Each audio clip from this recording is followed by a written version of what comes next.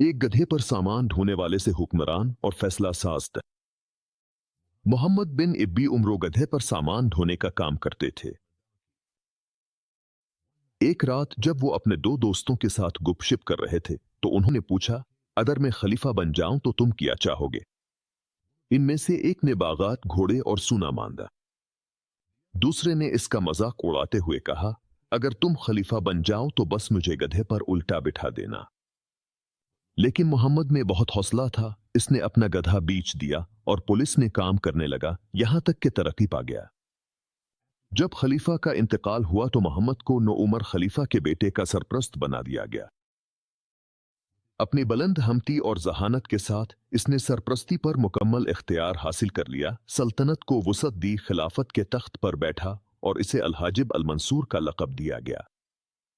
30 साल बाद इसे अपने दोनों दोस्त याद आए तो इसने उन्हें बुलाया और उनकी ख्वाहिशात पूरी करने के लिए निकल पड़ा। इसने पहले दोस्त को बागात, घोड़े और सूना दिया। जहां तक दूसरे दोस्त का ताल्लुक है, इसने अपना वादा पूरा किया और इसे उल्टा गधे पर बिठाया, एक मनादी करने वाले के साथ जो इसे धोखाबाज करार दे रहा था। बिल्कुल वैसा ही जैसा इसने कहा था, ताकि वो जान ले कि अल्लाह हर चीज पर कादिर है। बेशक अल्लाह ताला ही तमाम बादशाहत का मालिक है। वो जिसे चाहे बादशाही अता करता है।